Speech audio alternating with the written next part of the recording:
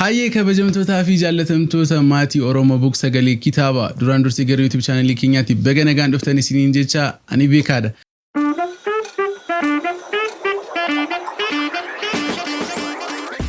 Egaan siriyeesiin keenyas immoo har'a akkuma itti fufetti jira. Siriyeesii keenya namoota hin beekneef viidiyoowwan Oromoo Book Sagalee Kitaaba irratti gadhiifaman deebi'aatii galaatii ilaalaa YouTube channel kana irratti jechuudha.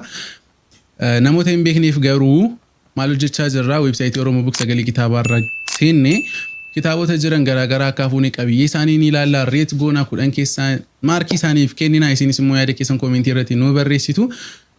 Egaan har'ammoo dabareen barreessaa kitaaba Amaanu'eel Oljirraatiin kitaaba barraa'e kitaaba Ilaalcha Misoomaa.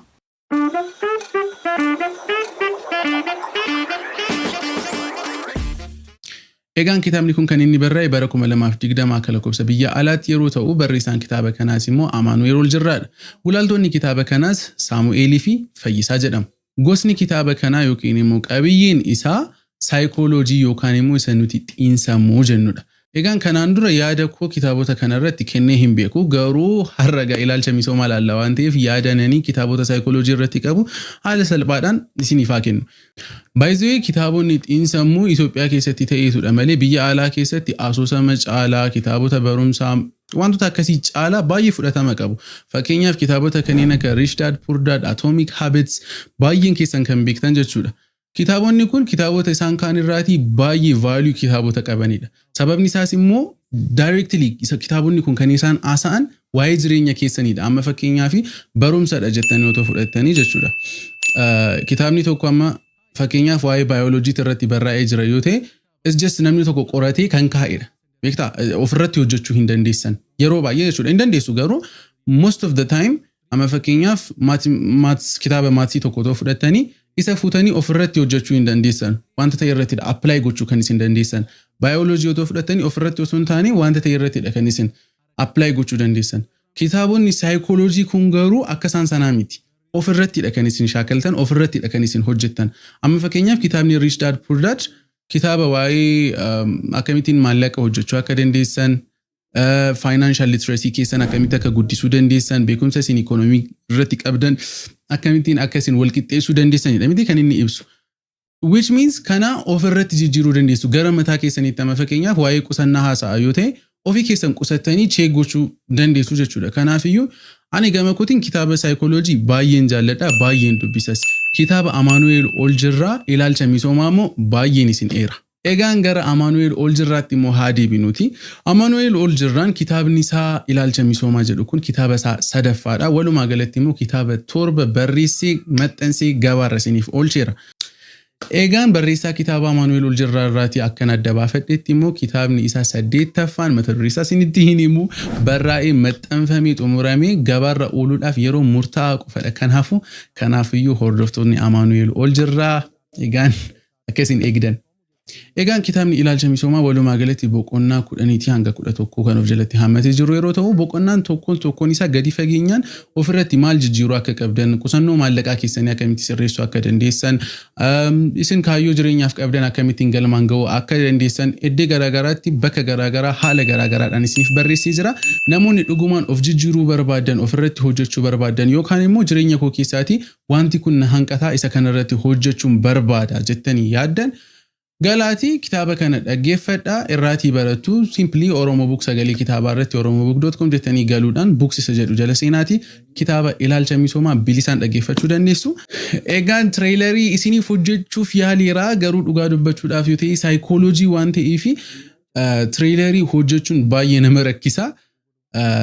Because it's some sort of motivational kind of inspirational way waan ta'eef jechuudha. So maalan isiniif godha just kitaabicha callistanii dhumana dhaggeeffatanii deemtanii akka isin ilaalleef maybe murteessuu waan qabdaniif dura kitaabicha keessaatii idduma ta'e fudhadheetaniinan iddeenatti tolee xiqqooshi maybe for about 2 minutes daqiiqaadhuma lamaaf qofa akka taanuttan isiniif dhiyeessaa dhaggeeffadhaatii walitti deebina. Namoota gidduutti ilaalchatu garaagarummaa uumaa. Gatiin nama tokkoo ilaalcha isaatiin madaalama yookaan ilaalama. Ilaalchatu nama duroomsa yookaan hiyyoomsa. Haala kanaan biyyi tokko misoomuuf dhiisuus ilaalchuma lammiilee isheetu murteessa. Kanaafuu misooma misoomsuu kan dursu ilaalcha misoomsuu ta'uu isaati. Misoomuu jechuun maal jechuudha? Ammaaf deebisiif dhiiseen ilaalchatti si deebisa. Namni tokko cubbamaa yookaan qulqulluu jedhamee kan farrajamu ilaalchumaani. Fakkeenyaaf inni hatu cubbamaa, inni qabeenya gahaa waan qabuuf jecha hanna dhiise ammoo qulqulluu jedhamee ilaalama. Namni qabeenya namaan soorame tokko hiyyeessaaf yoo waa xiqqoo qonxoree gumaachee nama gaarii jedhamee ilaalama. Hattichumti inni saamee duroome sun yeroo isa saamame deebisee waa xiqqoo gargaare qulqulluu jedhamuu isaati. Maarree akkasitti ilaalchii fi jireenya addunyaa kanarraa jijjiiramaa oolti. Yeroo baay'ee namoonni haqaan jiraatan yoo isaan hiyyummaa keessa jiraatantu ifee mul'ata. Kunis sababa namoonni akkasii kunniin namoota biroo miidhanii duroomuu hin feeneefidha. Kanaaf jechas yoo argatan sooratanii yoo dhaban agabuu bulu. Namoonni akkasittiin qabeenya dhaban akka waan waaqni yookaan rabbi isaan adabeetti immoo ilaalamu. Egaa haalli jireenyaa hedduun ilaalchaan murtaa'aa jira. Dureessonni hannaan durooman hedduun jiraachuu malu. Gariin dureessotaa kan malaan malanii qabeenya namoonni biroon itti xaaranii argatan kanuma ofii godhatu. Kanas dhoksaatti nama ajjeesanii yookaan soba dhugaa fakkeessanii irraa fudhatu. Gocha badaa akkanaa kana ammoo abshaalummaa jedhaniifaa leellifatu. Cubbuus ittiin fakkaatu. Maarree egaa kunis ilaalchumaani. Akka ilaalcha misoomaatti namni kamuu kennaa uumamni namoota badhaafte hunda walqixa qabaachuu qaba ture. Egaan amma kan isin dhaggeeffatanii walitti deebiin kitaaba ilaalcha misoomaa keessaatii iddoo murtaa'aadha. Himtanii nu dubbistu moo hin dubbistan maaltu jijjiiramuu akka qabu immoo koomentii irratti nu barreessaa.